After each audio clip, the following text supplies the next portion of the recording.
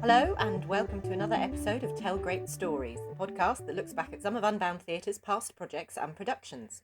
Today we are discussing two Pinter plays, Betrayal, which was performed in March 2015, and Old Times, which was performed in July 2018 and had a reprisal at Wickham Arts Centre later on in November of the same year. My name is Kati Herbert and I will be speaking with the cast and creative team of both shows. So over to them to introduce themselves. Hello, I'm Dario. I was the director of Betrayal. Hello, I'm Erika and I played Emma in Betrayal. Hello, I'm Jo Rothery and I played Kate in Old Times. Hi, I'm Beatrice Benedek and I was the director of Old Times. Hi, I'm Robert Aldington and I played Dealey in Old Times. Lovely. Now, to start, before we get into the actual productions, what was everybody's first experience of Pinter? Either as an audience member or as an actor or director, what were your first impressions of Pinter and his work? Wow. So appropriately, we've started with a pause. Yes, Yeah. we did. Pause. Silence. Shock and horror. Tough question, Katie, tough question. Well, only the tough questions here in this podcast. Thanks. I remember seeing a production of Betrayal when I was at university. I think it was something like the third years we're doing that as an exam piece. And so that was the first time I'd seen a Pinter play. And I just thought it was brilliant. And I remember making myself a promise when I saw the play. And I went, God, that's a fantastic part. I want to do that one day. And it took me like nearly 20 years. But yay, I finally got there in the end. Nice. Yeah, I think I saw The Caretaker when I was a student. At some point, I had no clue what was going on, apart from remembering that it was just very intense, which is probably, sums up Pinter really. But then the big one was seeing Dario and Erika's version of Betrayal at the Queen's Park Centre, and that was kind of, life-changing for me. I absolutely loved it. I thought everything about it was brilliant. It was brilliantly staged and acted, and I just thought, you know what, I want to get involved with this group of people and join in, which is that's what I did. After that, I wiggled my way in and and joined the Unbound crew, and here I am. Well, I think my first Pinter experience was probably doing Old Times. I don't think I'd seen or been in any Pinter before then.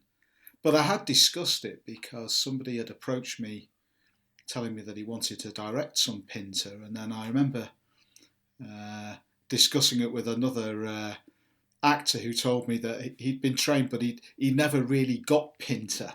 So I read a few Pinter plays and realised that probably I didn't get him either, you know, and so when it came on, and then I saw an interview with Pinter. And realised that actually maybe the whole thing about Pinter is there's actually nothing to get. He has this thing where you need to imagine yourself as a fly on the wall. You're joining in, you're observing conversations that he doesn't give you any background to, and you just have to. The joy of it is wondering what the backstories of these people who you're looking at and listening to are. So that was my sort of early impressions. Yeah, I think my first experience of Pinter, I mean, I only read Pinter in the UK. I was not aware of him as a playwright before that because I was heavily involved with the German and Romanian literature, so more of the Central and Eastern European literature. So it was a breath of fresh air, I would say, when I read Pinter, because you can't really describe him or his work. It's sort of like looking at snapshots of people's lives, you know, like when you take like one of those black and white pictures in your hand from I don't know, decades ago, you know, you have no clue who those people are, but you know that those are the people in the picture. You see maybe a house in the background or a garden or anything of the sort, but you can't do anything with it apart from what you see in front of you, you know? So it's quite, it's liberating, but also there are lots of obstructions when you think about Pinter. And I think the first show I've ever seen was unfortunately at the Queen's Park Arts Centre. It was at Harold Pinter Theatre, where, if I remember correctly, Joe, we went to see a birthday party there together with sort of like a research trip for before old times, you know. And I mean, again, it's literally just describing a scene as an objective viewer. Like you cannot relate to it because it's just a snapshot out of a period of time from a bunch of people's lives, and that's sort of it. I think, yeah. Difficult to explain. You have to see a Pinter in order to understand a Pinter. What about you, Dario? I think it took me ages to actually end up watching any Pinter in the theatres. Only a couple of years ago when they did that whole season at the Harold Pinter Theatre of all of his short works, I finally got to actually watch some. But I'd read a lot of his plays. I think the first one was The Homecoming, I seem to recall. I was doing my A-levels.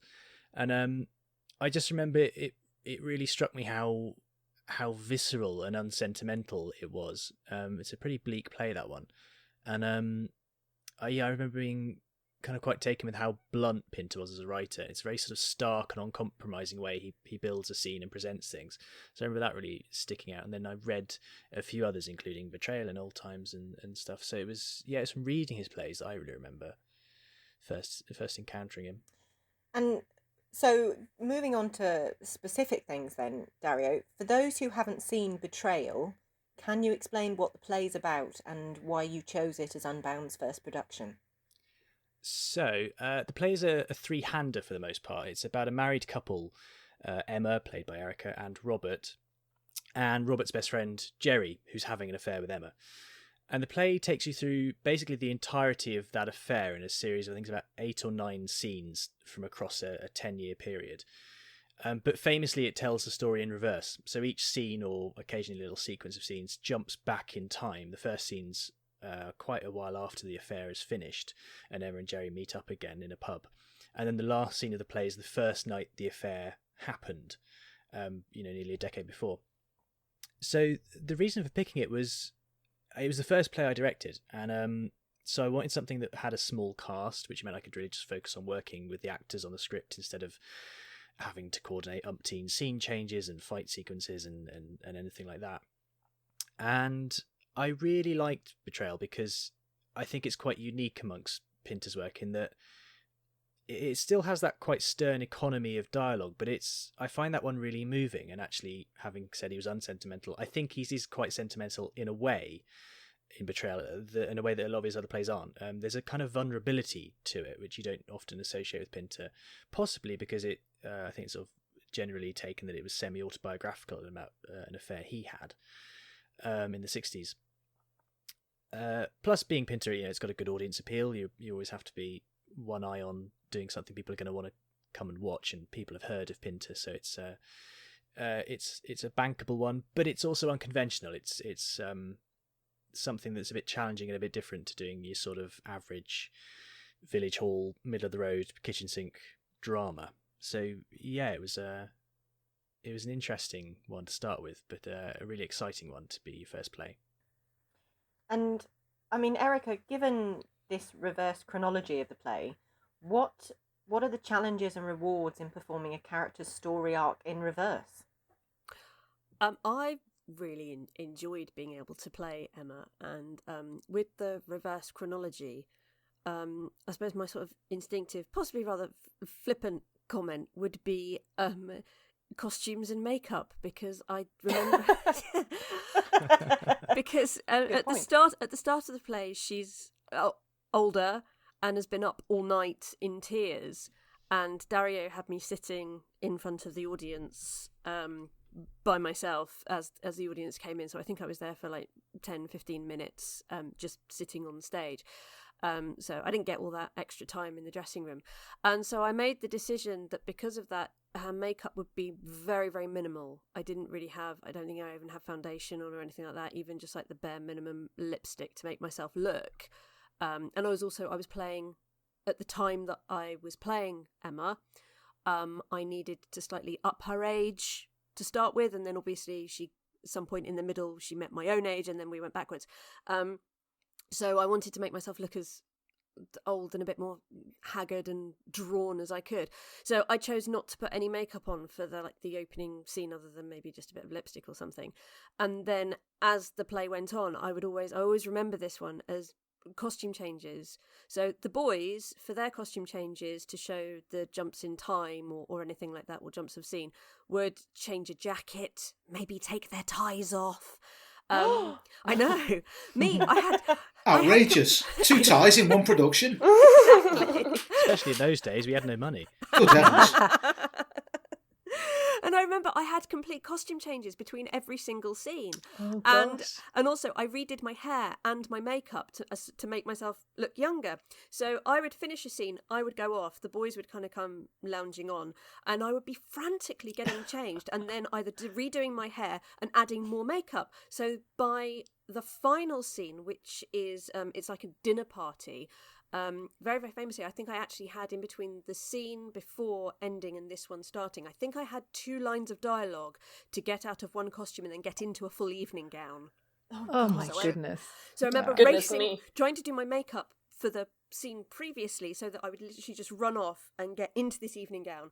And, your story arc as an actor, you tend to kind of go along with the emotions of the character, and as it goes on, if they're having like a really massive emotional journey, as an actor, you find that tiredness and that emotional strength sort of draining if that's their story arc during the end.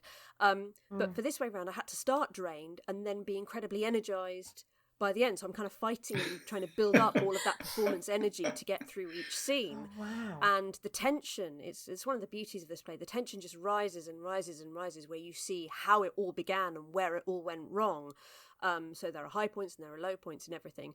So the challenge was definitely reversing what you would possibly call your journey's energy, if that makes sense. So, you would automatically think she starts as a bright young thing, she gets swept off her feet, the affair starts, the affair happens, oh no, something happens and it goes a bit wrong, and then we get the big trauma, and then we get the aftermath, and is almost like an epilogue, where in fact we start with this very sedate epilogue, and it just builds and builds and builds to this climax, and then there's like a break, and then we see how the relationship shifts between all 3 characters.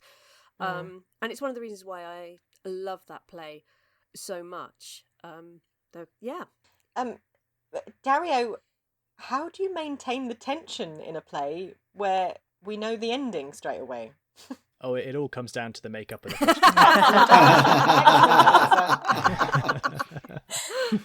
costume. It was all about that evening gown, wasn't it? It's what it really was. It was, yes. If you got a good evening gown, the play is absolutely sold. The promise of that evening gown. Yeah. I think the key to it is inevitability. So that's what replaces the tension of wondering, how's the affair going to end and what happens when the husband finds out, because you already know all that stuff by the time you get to the end of the play. It kind of exemplifies that notion of life's only understood properly when it's looked at in reverse. So as long as you can really convey the wreckage of that affair and at the start of the play and how difficult the unravelling of it all was, if that comes across really palpably at the beginning and really affectingly, then when you reach the scenes at the end of the play where the relationship and then the affair is just beginning, you get this really strong sense of wanting to stop it and wanting to intervene. There's that urge to stop them going down that path. It's a little bit like a sliding doors moment, isn't it? Didn't we get gasps at the kiss? I think we did, yeah. I have to admit, my memories of Betrayal are hazy. It was how 6 years ago now, which isn't a grand amount of time, but given all the things we've done in the interim, it feels like a lifetime ago. But I remember that scene sort of. It ends with this kind of enormous monologue from Jerry, where he declares his love for Emma, and yeah, I think people were a little bit shocked, which is surprising when you think they know it's not a surprise they're about to have an affair. But I think the way it happens in the play, it's at a party, and Robert, the husband, is somewhere you're made to believe just outside the door. He could walk in at any moment. And again, it's really funny that people get that sense of jeopardy because you know how he finds out about the affair. It comes up in an earlier scene. So it's strange how people, how audiences still find it really affecting and really tense. Yeah, that's really interesting because I think each scene you can be in that moment with the characters, and I'm pretty sure I gasped for sure. You gasped, but did you inhale? Yeah. So, I mean, other than the kiss, I mean, do you have abiding memories, either of you, of the play? And I mean, how did you find reprising a scene from it at the 5th anniversary show in 2019? I think the fact that it's your first as a director means that fear is kind of a fueling factor through most of it. So my abiding memory is wanting to make sure that the end result was good and that you didn't let everyone down that was involved, because obviously you're finding your way as a director. So relief actually is my abiding memory because we got a lot of great feedback, including Jo gasping in the audience. We knew we'd done well when she gasped. So I remember feeling the relief of knowing you hadn't dropped the ball. But I remember it being a lot of fun. The rehearsals, we were talking about this with when we talk about Macbeth. Even for a play that's very serious and doesn't have a huge amount of comedy in it, the rehearsals were hilariously fun. And it's kind of the best way to start out as a director because it helps build a sense of bon ami. It was kind of, we were still building the company at that time, and it was a really good start. So Erika, have you got any particular memories from that production? Oh, I've got a few. I think it's this production is one that I remember very, very fondly for all kinds of reasons. I think my abiding memory is that without it, I wouldn't actually have a voice work career, because it was during this production that one of our other cast members, David, kind of helped me onto my other sort of voice and audio work. So I'm very, very grateful for the fact that we got to work together on this show, because without that, then my life might be very, very different. I also remember, as Dario says, a lot of fun. We developed a lot of sort of in-house catchphrases related to the show that were like half lines before the infamous pauses would strike us. They all ended up on T-shirts, didn't they? They did all end up on T-shirts and would regularly set us all off into giggles for no apparent reason at all. I think we also started the great Unbound tradition of including the joy of pottery as a vital prop that must be in every production ever since. The technique of pottery. Oh, I'm so sorry. The technique of pottery. And yeah, because there's a photo. I think there's a photo of me reading from that book, and we hadn't got the prop dust jacket for the production photos at the time, so I'm just sitting there reading this knackered pottery book. Deeply engrossed. Oh, absolutely. Yes. So I do remember it being a lot of fun at the time, and then coming back to it, I was working with Andy on the opening scene, and in some ways it was a little bit like art mimicking life, because we hadn't seen each other for a few years since we'd done this play, and then all of a sudden we're doing the same scene where we haven't seen each other for a while, and there's that bit of, we'd obviously developed a really good working relationship whilst working on the play, and then haven't seen each other for a while, and then we're coming back to do those scenes again, and that was, it was really, really good to be able to go back to those lines once more, and even coming back to them with a little bit more maturity, I think was great. It was always wonderful to be able to revisit a role. Yeah, I mean, it was really odd in a way, because so much had changed in Unbound in the sort of 4.5 years between when we we actually did Betrayal and when we did the anniversary, and there we were, Erika, Andy and I recreating something surrounded by this massive community of actors and writers and directors and artists who'd kind of grown up in the years that followed what we'd done with Betrayal. So it was really nice. It was a nice reminder of how it started and what it all led to as well, really. And did you say, Dario, that we have some thoughts from Andy as well? We do, yes. He sends his apologies. He can't join us for the recording, but very kindly, Andy has recorded a few thoughts and a few memories about the production, which, by the magic of editing, we shall now hear. Hi everyone, so I'm Andy Holmes and I played the part of Jerry in Betrayal. Love to have been with you all today for recording this podcast, but unfortunately, as we speak, I'm not playing squash. I'm probably playing cricket somewhere, so I can't be with you today, but I've decided to record a few thoughts on how it all was for me. Definitely the best thing I've ever done, even though, and here's a line from the play, it all seems such a long time ago now. I think for me, I'd done quite a lot of amateur stuff before that, and I think I was at a point where I wanted to be an actor. So working with someone like Erika was a real step up and a real reminder of the fact that there was probably quite a long way to go in that. But I learned so much from her, learned a lot about acting on stage, and just had a really, really good time. And I think we had good chemistry on stage, and I think we worked pretty well off stage as well. So that was really good. Dario as well. As our director, I still call him O-Director now when I see him. He was the world's calmest man, really good to work with, just so serene, even though, you know, in every production there are stressful moments, but he was just so calm and really good to work with. Ben as well, who played Robert, my best friend. He was a good bloke. It was nice to work with him. And David as well, who just came in as the waiter and only had a handful of lines really, but almost stole every scene he was in. Damn him. But no, it was a really, really good to work with those people. The production itself, I remember the T-shirts. We got T-shirts printed which had lines that had made us laugh from the play, and it wasn't like amazingly brilliant Harold Pinter comedy lines or anything like that, but it was things like bye and when and traffico and it all, and we all wore those T-shirts, and it just tickled us at the time. Probably one of those where you had to be there, but I've got a wonderful picture of all of us wearing those, so that was nice in the album. The production on the nights itself was really good. It was a lot of lines to learn, and sometimes my brain goes in funny directions. Only happened once in this particular production, and that was when I had a moment when my best mate was in the audience, and we both really like Alan Partridge. So I think it was the dinner party scene when my character was talking to Robert, played by Ben, and for some reason I said the line, "The mind plays tricks," which is an Alan Partridge line, and I've no idea where it came from. It's certainly not in Harold Pinter's original script, but that came out on the night, which was interesting. I've been lucky enough recently to see footage of our performance as well. I think someone recorded it at the time, and it was kind of out there. And during lockdown, I was able to get hold of it. And you know what?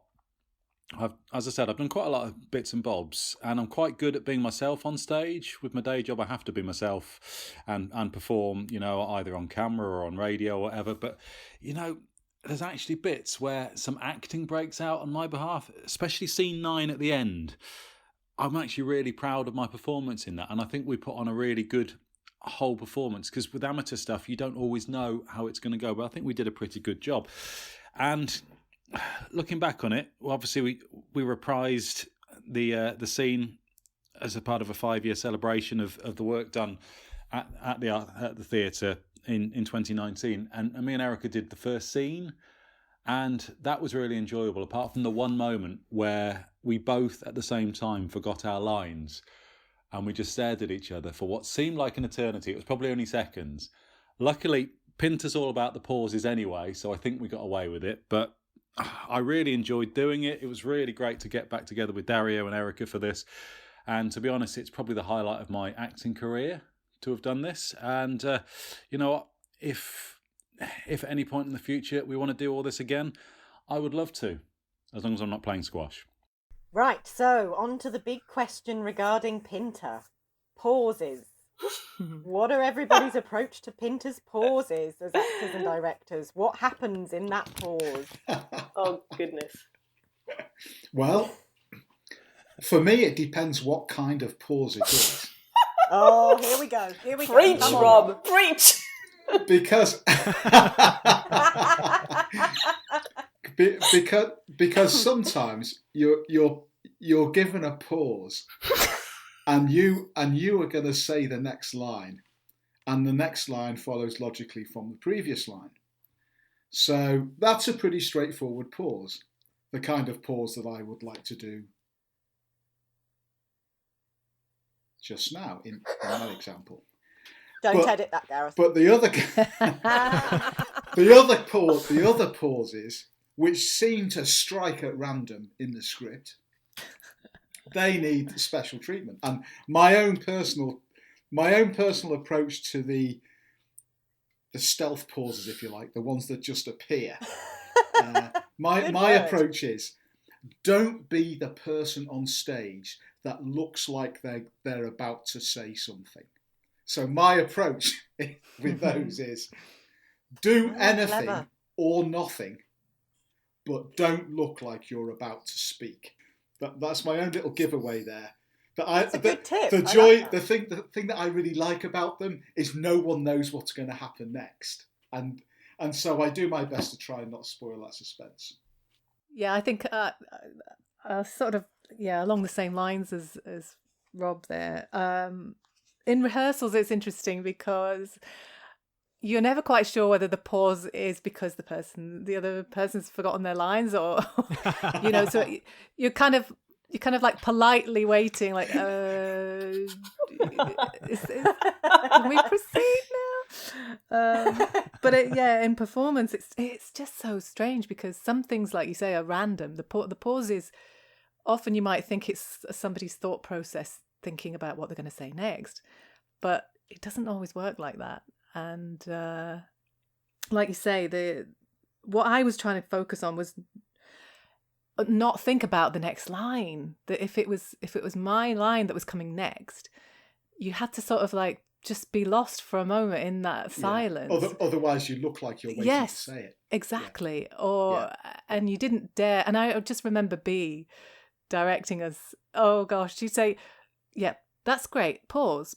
But as soon as you think it's time to start speaking, wait another few seconds before you," because the pause isn't long enough. That's the key thing. Yeah, and on stage, it actually feels like such a long time. Yeah, and you've got to make it feel painful, haven't you, for it to be a real one? Yeah, and it can be quite painful when the silence on stage is, but you need to feel like you can cut it with a knife by the time you. Yeah, I think it's very, very tricky. I like the fact that you brought it up, because that's exactly how I perceive Pinter's pauses. When you think that you had enough of your silence, just think another 2 seconds, and that's when it comes. Yeah, and it is definitely like I think in those by practicing rehearsing those pauses, I think that's one of the best crafts or methods an actor and actress can improve their crafts, because literally they have to be present in time and space in those moments to feel the moment, feel your other partner, feel the public, feel themselves, all in those a few seconds, which feel like an eternity. But when you get it right, honestly, you can sense the audience going like, oh, and you have like, you go like all goosebumps and everything because they were not expecting it. It's like literally that's a surprise effect, Rob, that you were mentioning just before.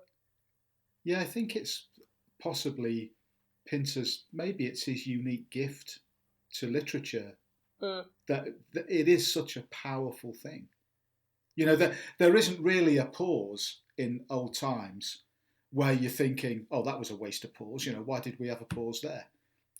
They all actually lend weight and give power to the piece.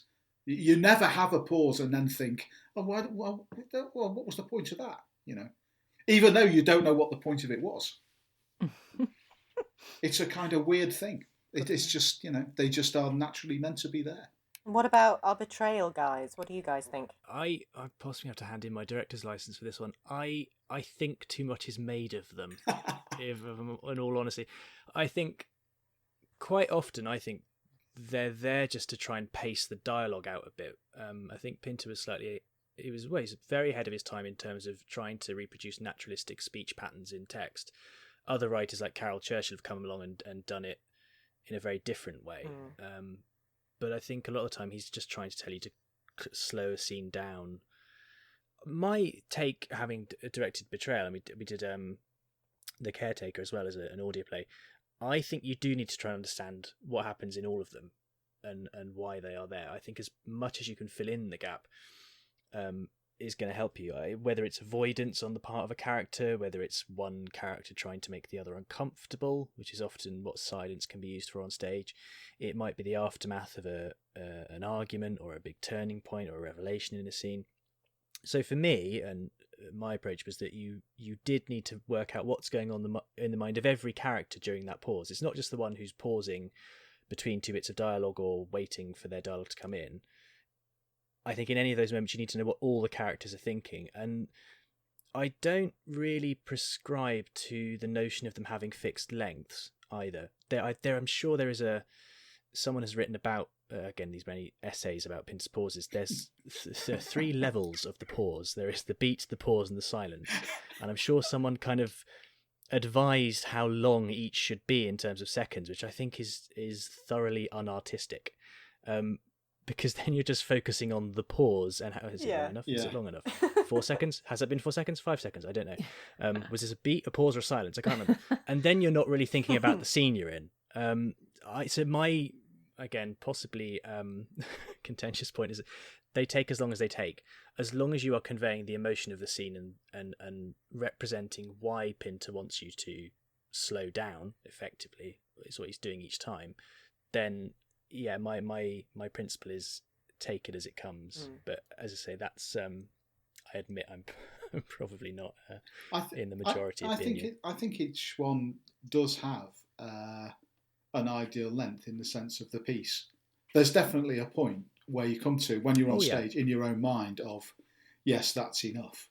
But I think B's technique of add another couple of seconds on is good, because I think that does account for the fact that your mind is racing when you're on stage, and time for you is going faster when you're saying nothing. Yes, that's because you're. I don't think that's necessarily to do with the rhythm of the play, though. That's just about combating that slightly problematic performance technique of as soon as there is a silence, you panic. So I think that's more about making sure that that's more about don't rush your performance rather than interpreting the pause, and that is good advice because. Particularly when you're alone on stage, you do hurtle through things because you're sort of terrified of no one wants to be the one person alone on stage when something goes wrong. But yeah, I think you have just got to fill in the gap for what you think goes on, whether it's a change of thought or the character's mulling something over or taking something in or calculating their next move. And quite often in Pinter, characters are definitely calculating what they're going to do next. Let it play out, give yourself the time, and then as soon as you feel you've had that thought in your head, press on. Yeah, that's exactly, I mean, just bridging over there a bit, Dario, that's exactly how we worked on Old Times as well. We were like, we analysed every single page of that play, and discussing about those silences and about those pauses. And there were many places where we said, no, this is not necessary. We'll just bend it a bit, or he's right here. I mean, we might not get it, but for the rhythm of the entire production or the entire play, it is necessary. So it is definitely, I think it's very important to have like from the very beginning, sort of a honest conversation about the writing itself, an honest conversation with the actors, rather than the director being like, no, this is how I want it, and this is it, this is how we'll do it. It's like, it's a give and take, it's a tango. You can't, I don't think that the Pinter, that's my personal opinion though, I don't think Pinter can be staged without in-depth conversation with your cast and crew. Oh, absolutely, because he gives you so many blanks you've got to fill in. But yeah, I think that's possibly, some people think that because there's a pause you must by needs give it a long gap, and you go, actually sometimes a pause just needs to be a moment just to catch a glance across. Yeah, I mean, so yeah, if any director setting out with them, don't feel like you have to follow that thing of, oh, it's a pause, it must be longer than the beat and it must be shorter than the silence. do what feels natural to you. Yeah, I mean, there's certainly plenty of times where the pause is in the middle of things that you're saying, and it's obvious why you're pausing, and there's like all others, there's a natural time for how long it's gonna last before you start looking like you've forgotten your lines.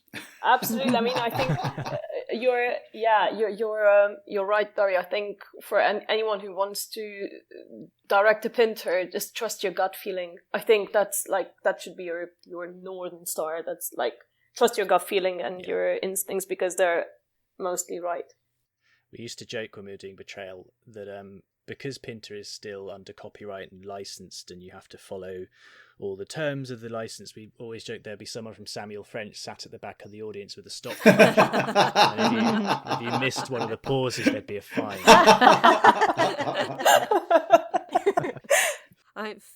For me, playing Emma, I think for a lot of it, my head was filling in a lot of the gaps, because I had this constant internal monologue that was racing through a lot of things, and it was what she was saying, and a lot of it was what she wasn't saying in terms of her aspirations, her relationships, and all sorts of things, and how she felt in scenes, and when there were pauses from the other characters. There's the infamous Torcello scene that we talked about, like how violent potentially is her husband towards her. Has this happened before? The tension building as to where this could go. And in those gaps and in those silences, I've got this rising fear going on, and there are looks between myself and Ben, who is playing my husband, and that was what was going on in that scene. And then we mentioned the funny catchphrases that ended up on T-shirts. Mine was, "It all ... or "It all seems ... And it was an exercise that Dario did with us, where he asked us to continue the thought that the characters, we were in rehearsals, and he just said, just carry on, say what the character really thinks. And purely spontaneously, I ended up by literally going on like a 4-minute monologue rant as to what Emma was going through at the time. And the rest of the cast are like, as I'm still going and still talking, and it's all of these emotions are just tumbling out of my mouth, and my brain is not stopping. And I'm looking at Dario, and Dario's slightly open mouthed. I'm looking at the other cast, and they're like going, where is this all going? And just everything about Emma just came out. And that, again, all of that emotional connection, I suppose, is what I held in when I came to do those lines. It's like, it all seems... And she drifts off, but in my head, I am literally thinking and replaying that entire cathartic moment that we'd had in rehearsals. And I think I carried on similar things throughout the whole play, that what she says out loud, it's like, it's like the image of the swan on the surface of the water, very, very slow, gliding across the surface of the water. And underneath, the little legs are going like 9 to the dozen. So all of that tension is what drives, or what certainly drove me as an actor and in my portrayal of Emma through the pauses and things.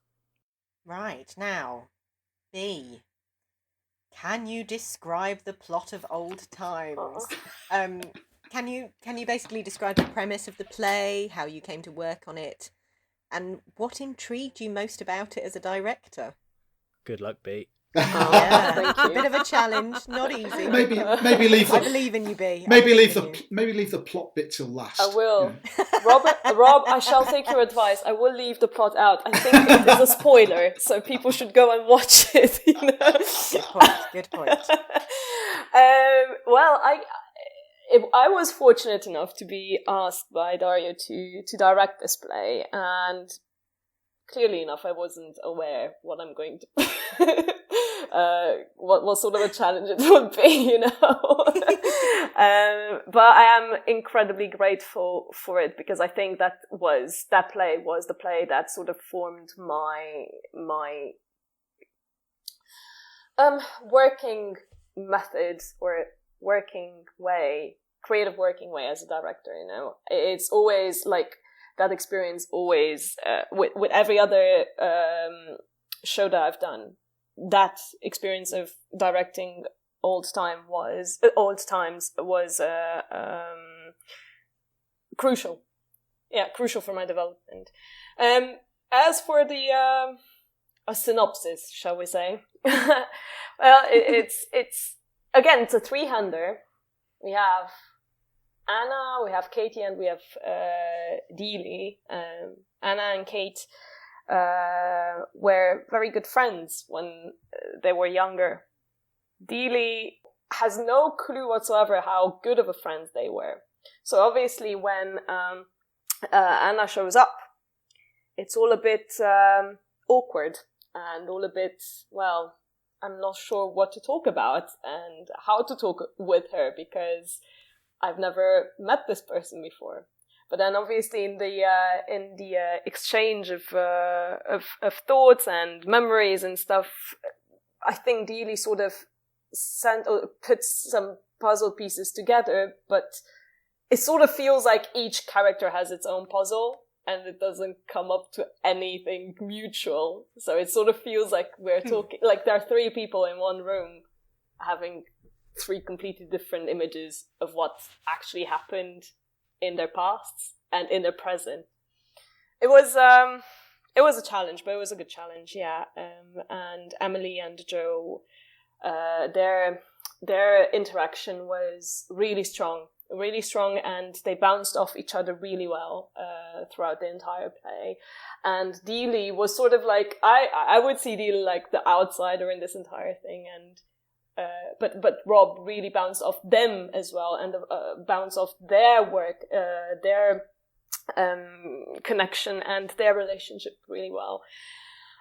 Obviously I've used the set to help me create the atmosphere and the mood. I went for like a 70s vibe. But yeah, there was a lot of discussion. As I mentioned before, there was a lot of discussion. We've discussed, analysed, we went over, had some pints, talked more about Pinter, all those bohemian things that you do when you discuss Pinter, But yeah, it's a three-hander. It's about the past, the present, describing the past, and influencing the future of three people. Well done. Thank you. That's very good. Yeah. Thank you. Yeah. Now, Joe and Rob, as Old Times is quite abstract, I mean, how do you approach dialogue that's more stylized and characters that aren't always easy to interpret? Ooh, well, yes, that it was a challenge, but as B just said, we had lots and lots of very detailed discussions about who these people are, who your character is, where they're coming from. She set up loads of workshops for us actually, which were really helpful. We had to sort of try and reenact what we were doing that morning. Like so the scenario is that Dealey and Kate are waiting for Anna to arrive. So what would they have done that morning? And that was really cool because we were creating a real strong atmosphere and a strong relationship. Sort of, you could be really settled in knowing where you were in the relationship and what you were hoping to happen when Anna arrived, etc., etc.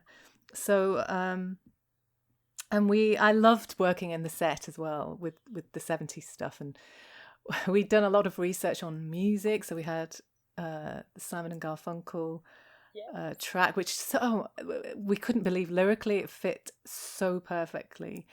It was sorry to interrupt, but that was that set the mood so well, and it was just because we were talking, okay, what sort of music can influence this, the atmosphere of the play itself, and then obviously Joe, you came up with some ideas, and amongst them was Simon and Garfunkel, as we listened to it, like the lyrics and the mood and everything, we were just like, this cannot be, this just fits like a glove.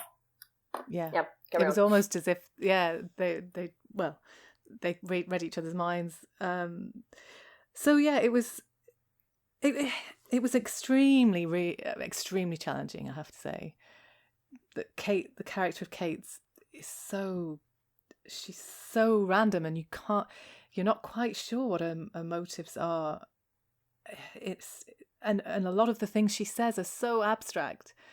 As an actor, you normally, like Erika was saying, you're finding a journey, you're finding a motivation for everything. But Kate's just, her brain doesn't seem to work that way, and she kind of picks random thoughts out of the air that don't seem to be related to what anybody else has said, which, when you're trying to learn your lines as well, that's kind of challenging, because normally you can, you think, oh, well, when Rob says this, or, you know what you're going to say next, but there'd be a little pause, and then and I'd say something like, oh, it was nice at the beach earlier, wasn't it? Like, oh, whatever.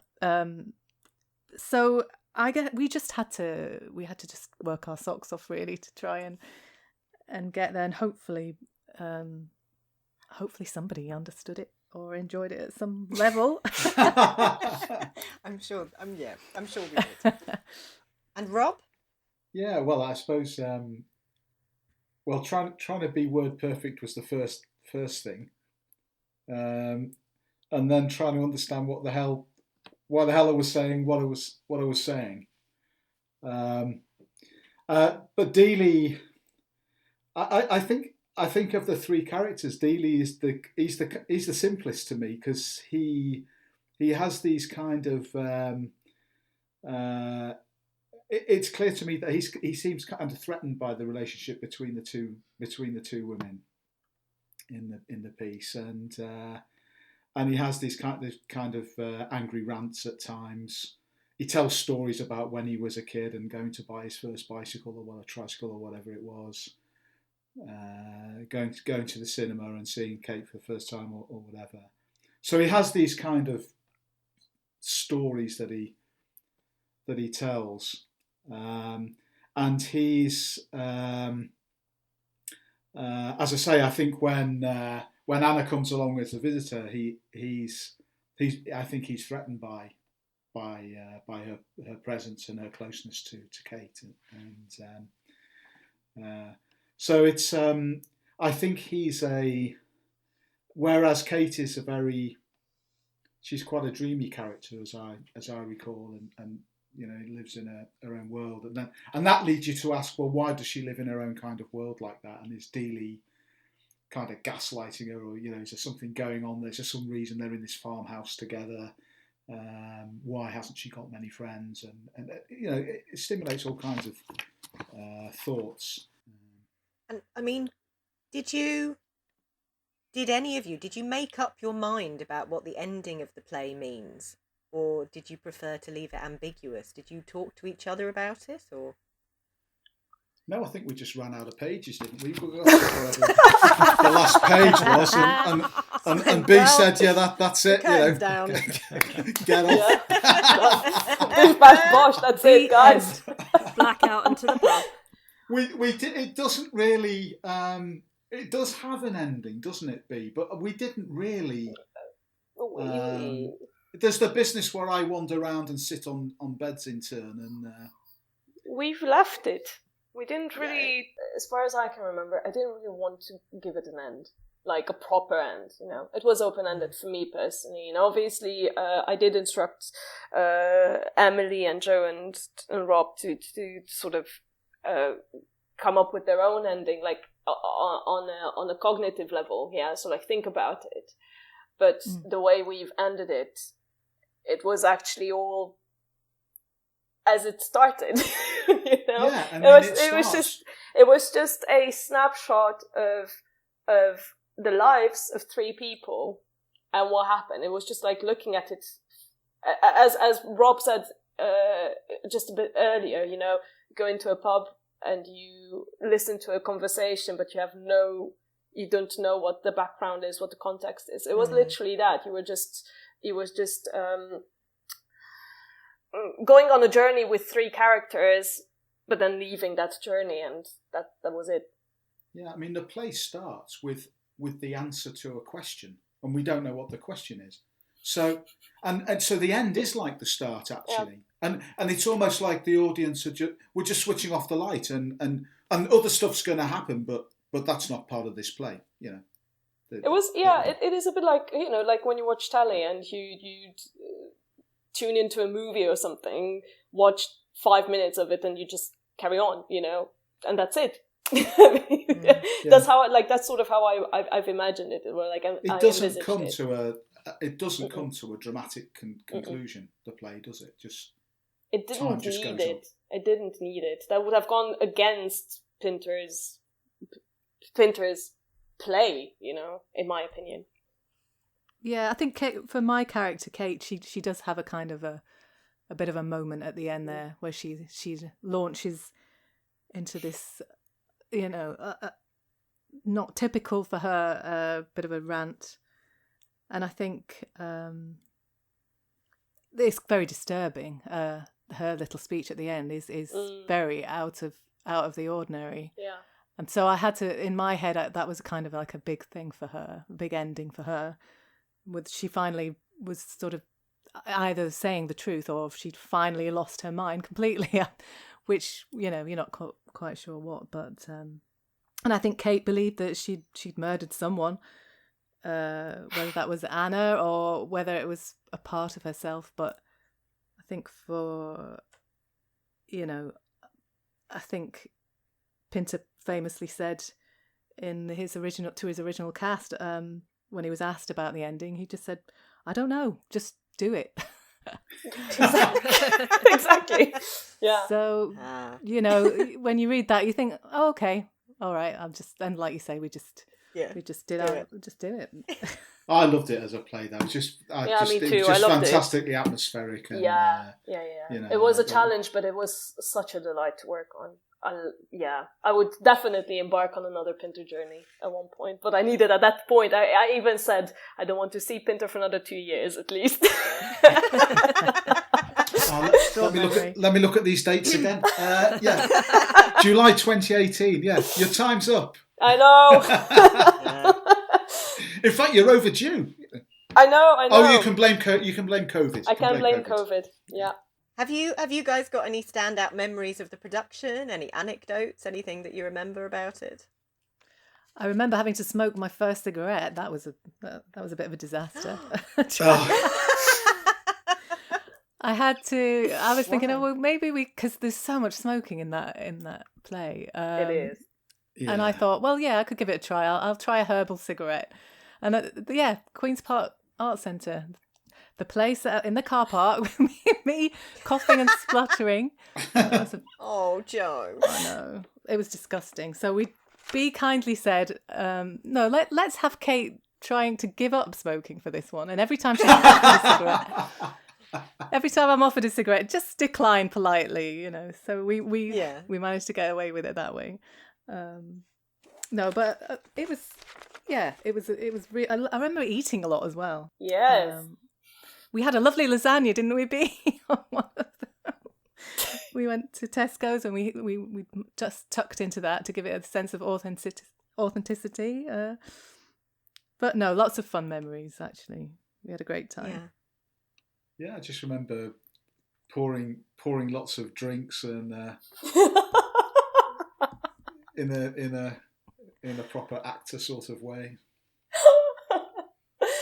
Yeah, I remember at Wickham we set up the table and we literally ate there because we didn't eat anything that day. I didn't eat anything that day. I was so hungry. So I said, it needs to be part of the decor anyway. So let's just let's just eat on the set. And we've left it as it was, but it was really good. Yeah. Right. And finally, is there another Pinter play that any of you would like to work on? And, if you were visiting the two plays that you've done, would you approach them differently? I don't know. I don't have a particularly encyclopedic knowledge of Pinter, I have to confess. I probably know about half a dozen plays. I really enjoyed working on The Caretaker, which Rob and I did with Andy Shaw and Gareth as an audio production for Calibre Audio Library a couple of years ago. So that was good fun. I think it might be fun to do that on stage. Or maybe The Homecoming, seeing as that was the one I first read. Might be interested to go back to that because I haven't read it in years. Yeah, I'd like to do something like that, or The Birthday Party, maybe. I'd like to do something that's good and full length. Because Pinter's done quite a few short ones, hasn't he? I think if you look at something like the Dumbwaiter, or some of these they're relatively short, but the Birthday Party is quite a nice big meaty play. But I'd be happy to be in any Pinter again. I think it's I just love the ways he writes, and I like the fact they're modern setting, although some of the language used can be difficult for people to. What warning do we have to put on? It's from yesteryear or something. What's the wording, Dario, that we have to use? Warning contains Pinter. Yeah. Warning contains pause Pinter. What about the ladies? Well, never again then. All right, hint taken. Yeah, thank you. fair enough. All right, moving on. No, I'm not. I'm not that. Again, I'm not that familiar with. I haven't seen enough plays of Pinter to be to have a definite role in mind. I mean, we talked about perhaps putting Old Times on again, and maybe I could play the part of Anna, because that might be quite interesting as a little experiment. Because you could argue that Anna and Kate are two aspects of one person. So that might be nice to explore. But apart from that, I can't think of anything. Yeah, again, I don't sort of have much knowledge of Pinter beyond either what I've seen or done at university or any of the stuff that I read. I do know that Betrayal is definitely one of my favourite plays in general.